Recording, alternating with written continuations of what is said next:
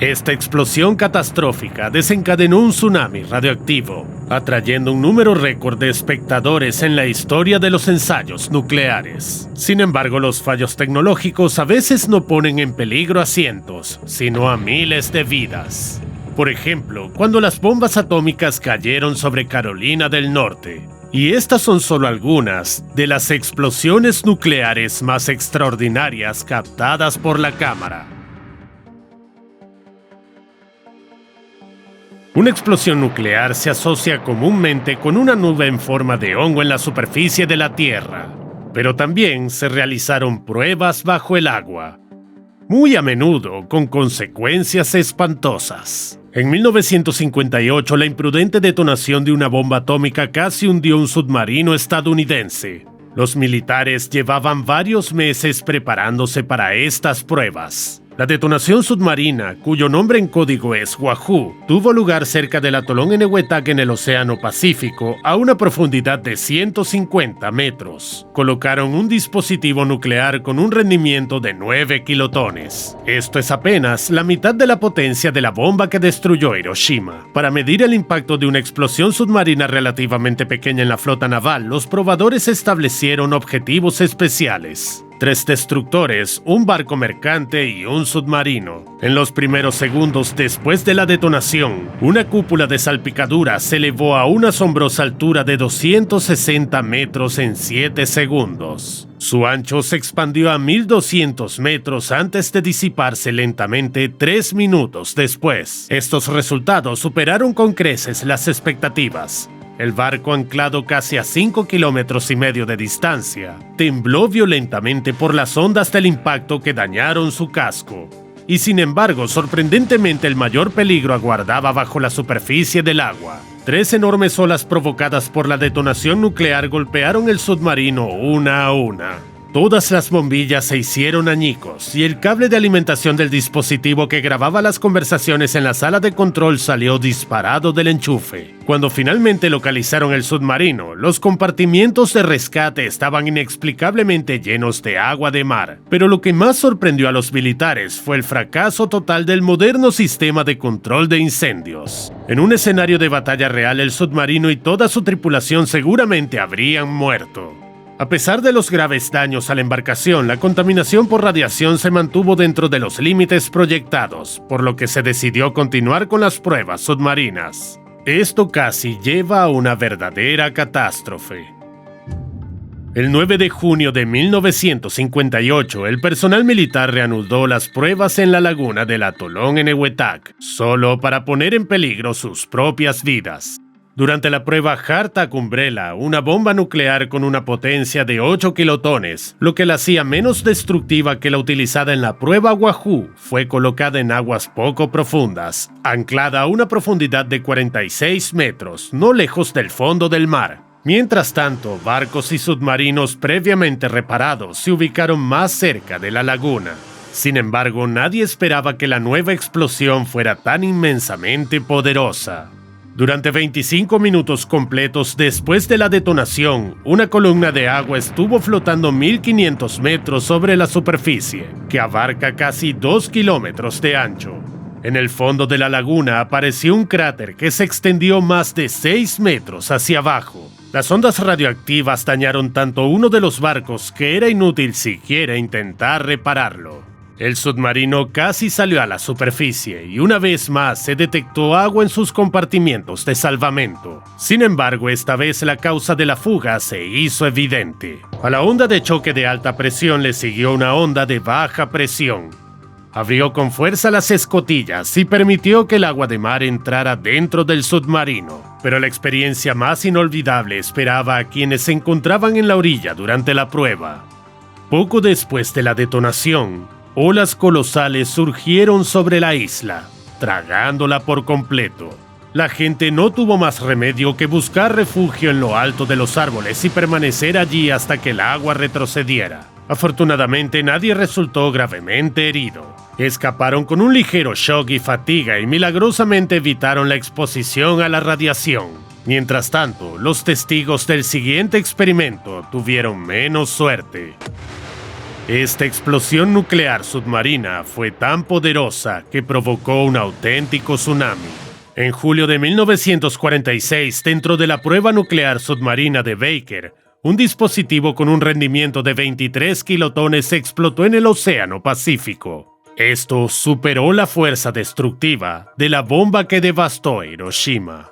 16 buques militares estaban estratégicamente ubicados a varias distancias del presunto epicentro, con el objetivo de investigar los efectos de la detonación. Pero esta vez también llevaron animales de experimentación, cerdos y ratas. La explosión se produjo a una profundidad de 26 metros, y en una fracción de segundo, una burbuja de gas sobrecalentado se expandió rápidamente hacia arriba y hacia abajo. Un cráter de 9 metros de profundidad y de más de 600 metros de ancho fue formado en el fondo del mar. La onda de choque estalló como un geyser, liberando una columna de agua hueca que más tarde recibió el nombre de Nube Wilson. A medida que se expandió, la burbuja de gas capturó todo dentro de un radio de 152 metros y finalmente lanzó 2 millones de toneladas de agua y arena en el aire a 762 metros por segundo. Según las leyes de la física, esta gigantesca columna en pie alrededor de 1800 metros de altura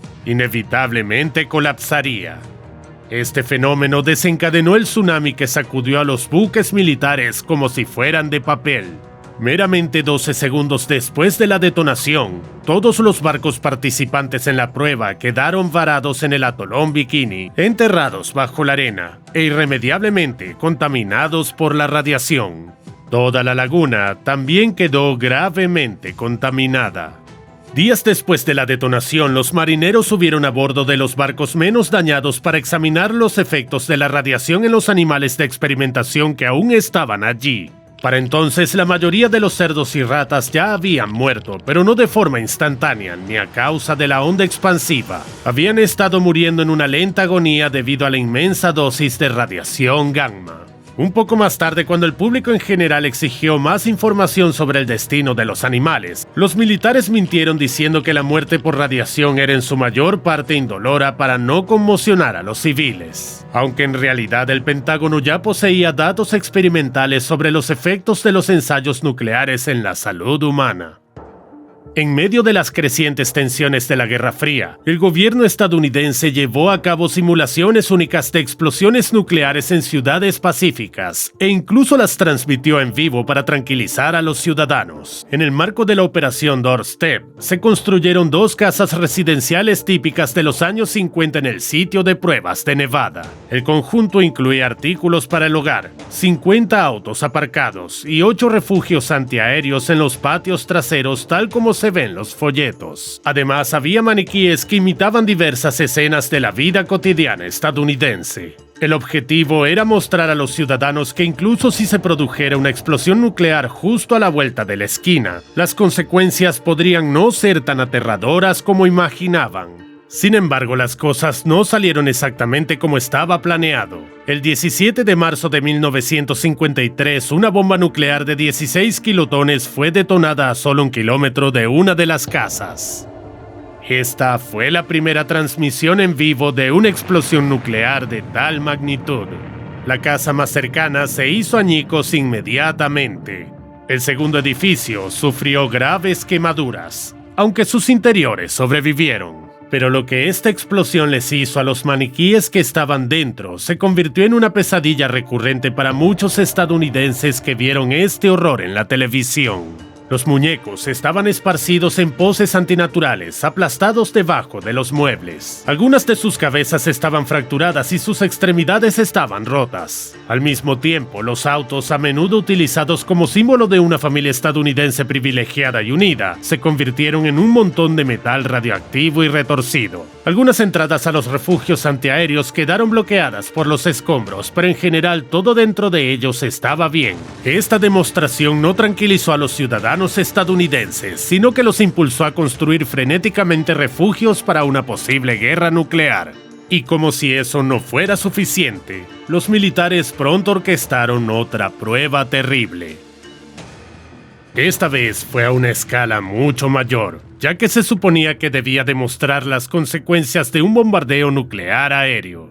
En el sitio de pruebas de Nevada construyeron 4 tipos de edificios residenciales: una base metálica con bloques de concreto, torres de transmisión, 2 antenas de radio, un depósito de gas, un almacén colocado sobre una plataforma de concreto y algunos autos.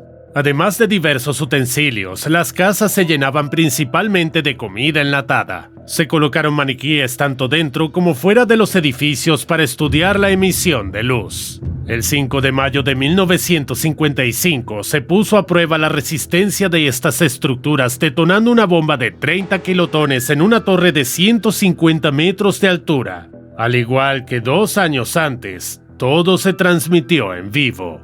Alrededor de 500 espectadores disfrutaron del espectáculo de un apocalipsis nuclear mientras saboreaban café caliente y donuts, y de vez en cuando se limpiaban sus gafas de seguridad.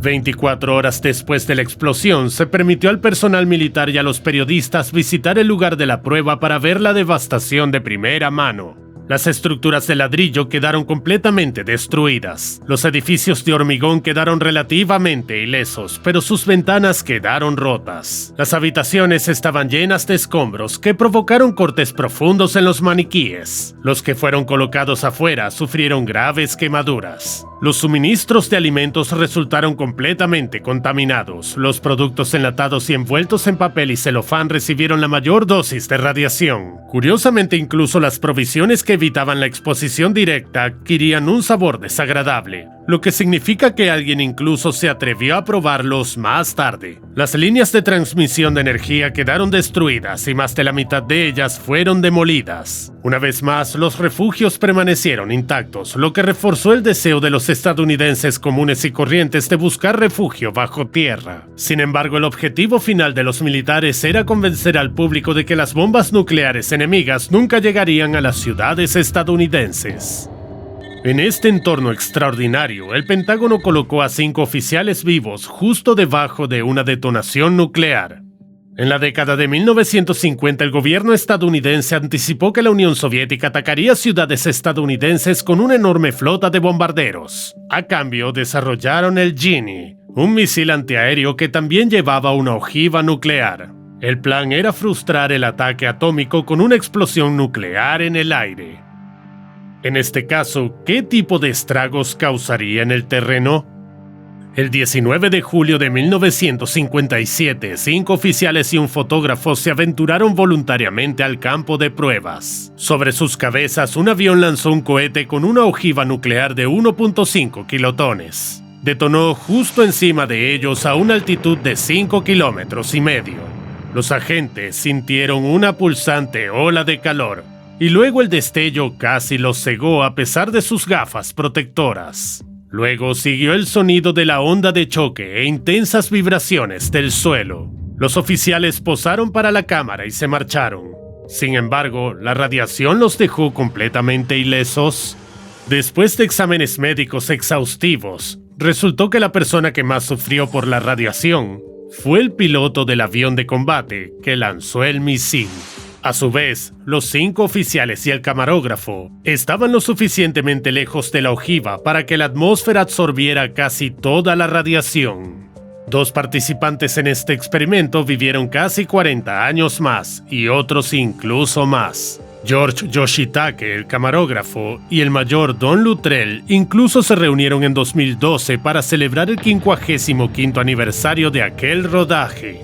Tuvieron una suerte increíble de que la demostración de la inocuidad de una explosión nuclear transcurriera exactamente según lo planeado. Sin embargo, no todas las pruebas atómicas pueden limitarse dentro de límites aceptables.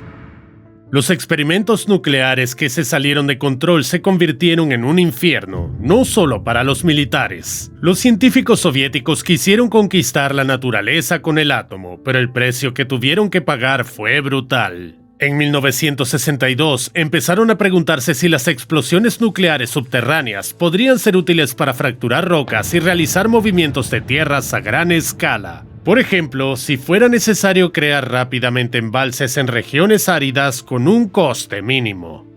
Sin embargo, había una condición crucial. La explosión no debía contaminar el entorno con radiación. Entonces los científicos soviéticos desarrollaron una carga limpia especial con una contaminación residual mínima.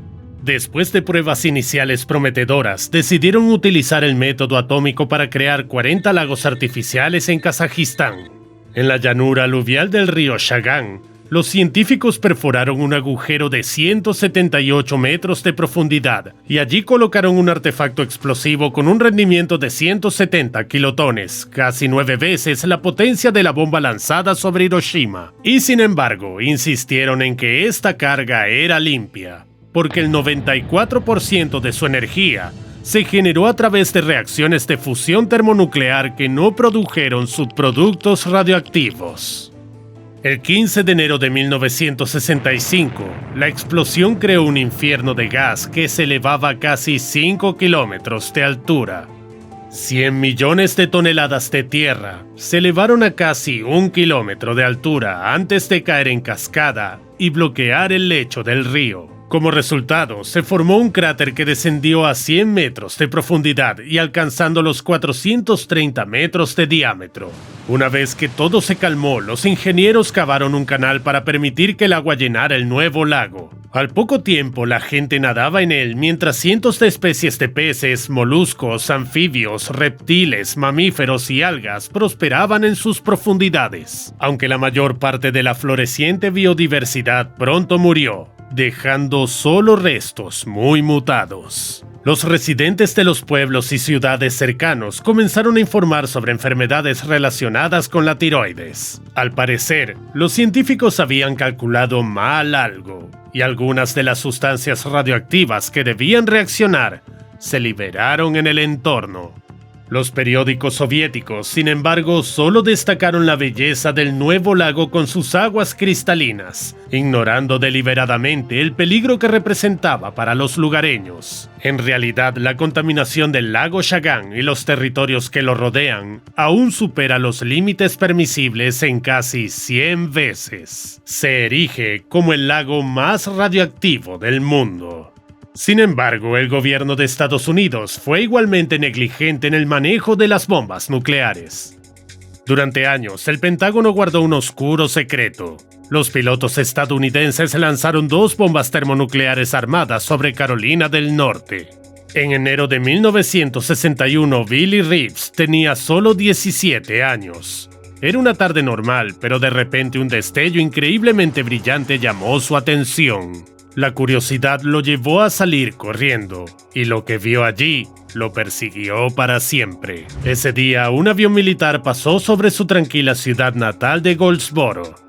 La tierra ardía, la madre del niño estaba de pie junto a él rezando, y el cielo se iluminaba como el día del juicio final. A la mañana siguiente, llegaron los militares y dieron órdenes urgentes para que todos evacuaran. El avión B-52 sobrevoló Goldsboro llevando 2 bombas termonucleares. Cada una producía casi 4 megatones de energía, lo que equivale a 260 Hiroshimas.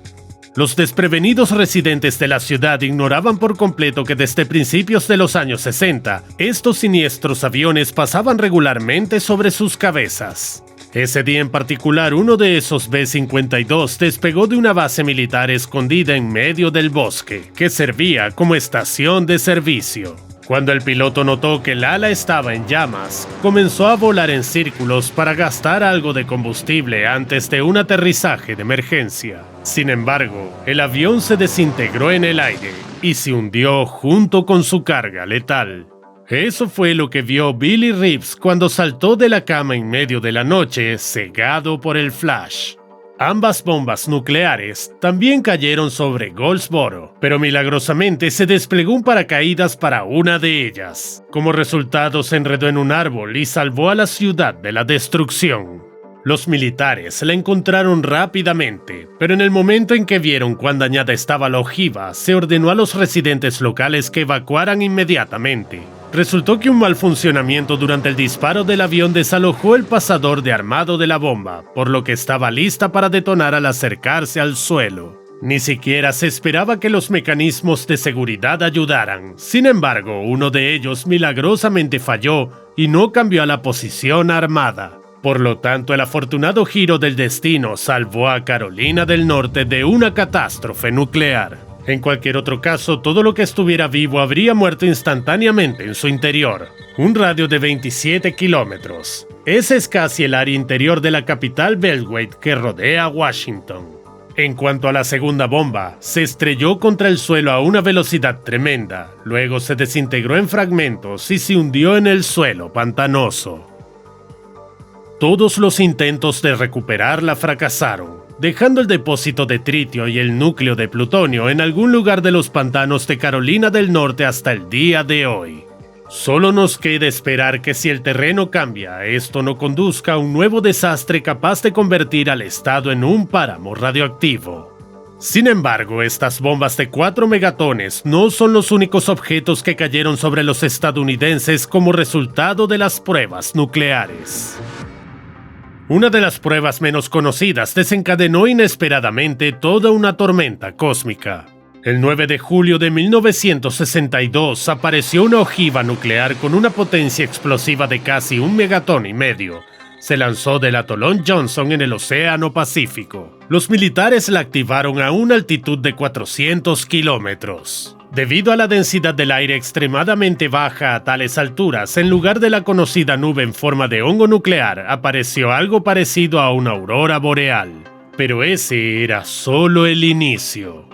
En Hawái se desactivaron las farolas, los televisores, las radios y otros dispositivos eléctricos. Incluso 3 satélites en órbita quedaron fuera de línea. Además, otros 7 satélites experimentaron un rápido desgaste de sus paneles solares y componentes electrónicos. En total, 1/3 de las naves espaciales que se encontraban en órbitas bajas en el momento de la explosión sufrieron graves daños. Esto sucedió debido a un pulso electromagnético inmensamente poderoso que llegó junto con la detonación. Posteriormente, los electrones permanecieron en la atmósfera durante 5 años más, formando un cinturón que resultó peligroso para los aviones. El Pentágono no había previsto tales repercusiones, por lo que clasificó todos los detalles de la prueba, aunque se hicieron públicos solo una parte a principios del siglo XXI. Pero de hecho, hay muchas otras explosiones nucleares que siguen intentando ocultarnos.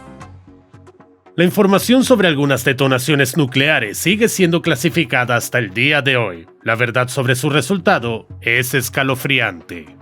El gobierno sigue negando la existencia misma de esta explosión. El 22 de septiembre de 1979, un satélite Vela que orbita la Tierra registró un doble destello inusual en la frontera entre los océanos Atlántico e Índico. Los militares habían visto imágenes similares en sus monitores muchas veces antes. Sin embargo, esta vez no dudaron en hacer sonar la alarma, ya que todos sabían que no podía haber ninguna prueba nuclear en ese lugar y en ese mismo momento. El presidente Carter convocó una reunión de emergencia en la Casa Blanca.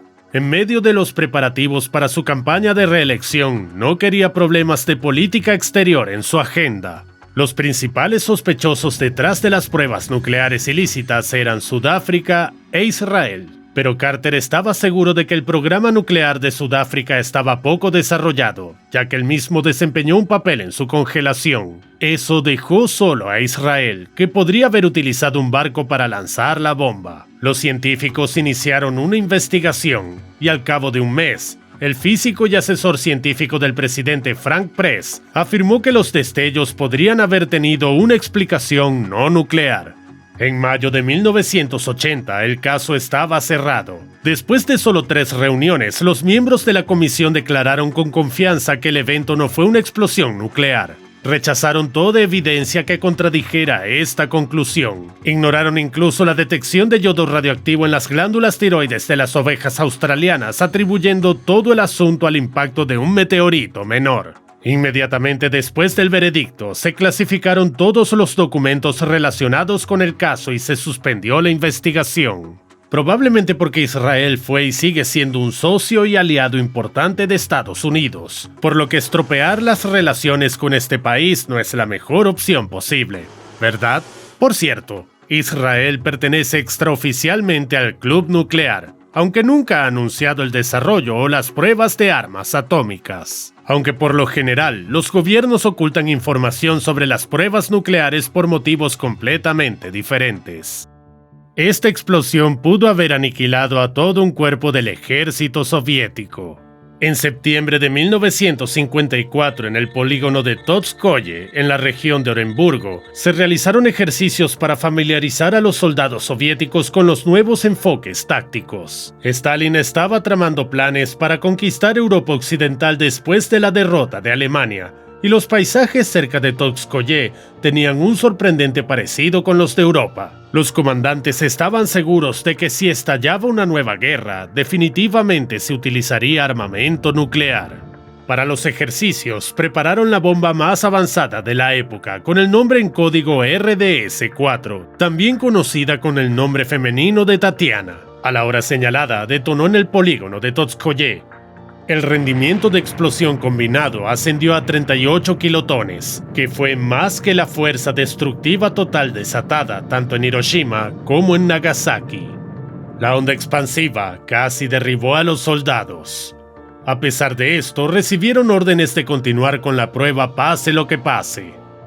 No tenían protección radiológica adecuada, solo máscaras antigas para realizar operaciones de combate cerca de una explosión nuclear, aunque estas habilidades no resultaron útiles. Según datos no oficiales, casi todos los participantes en el ejercicio murieron poco después a causa de la enfermedad por radiación. En las maniobras, en el polígono de Totskoye participaron un total de 45.000 militares. Los testigos supervivientes fueron obligados a guardar silencio y sus documentos personales fueron falsificados. Como resultado, el día de las pruebas, todos ellos se encontraban oficialmente en diferentes partes de la Unión Soviética.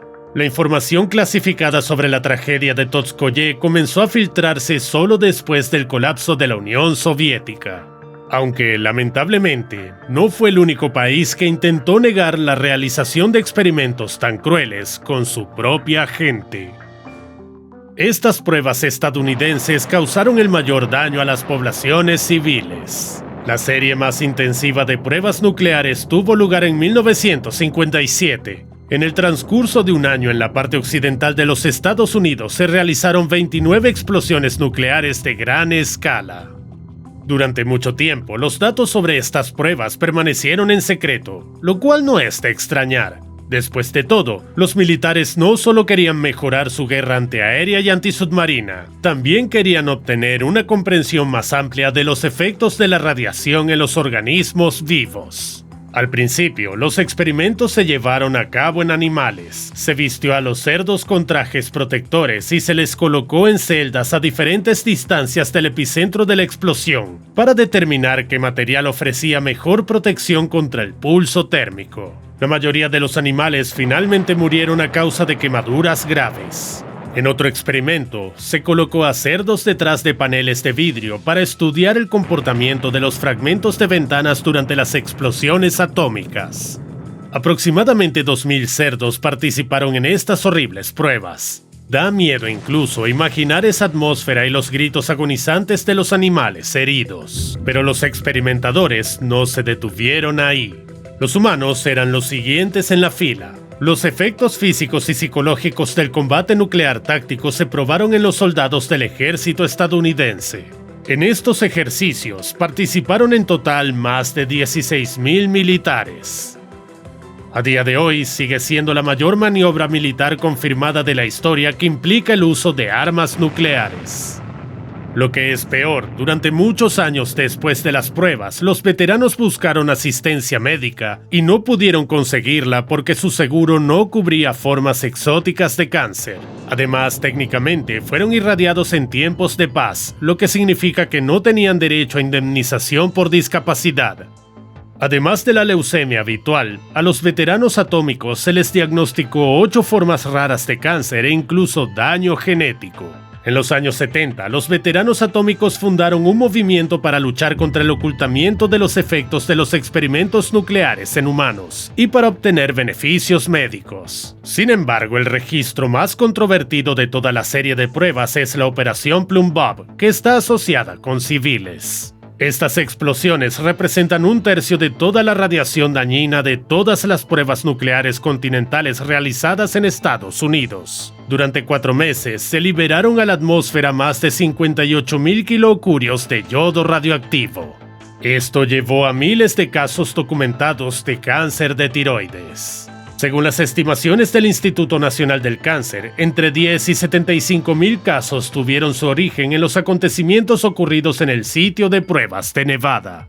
En 2006, American Science publicó un informe que afirmaba que 22.000 casos de cáncer estuvieron relacionados con la exposición a la radiación y hubo 2.000 muertes relacionadas con la leucemia. Sin embargo, el gobierno estadounidense todavía se niega a reconocer la responsabilidad por estas consecuencias. Es una paradoja. Las pruebas en sí ya no están clasificadas, pero todo el mundo finge que nunca se realizaron.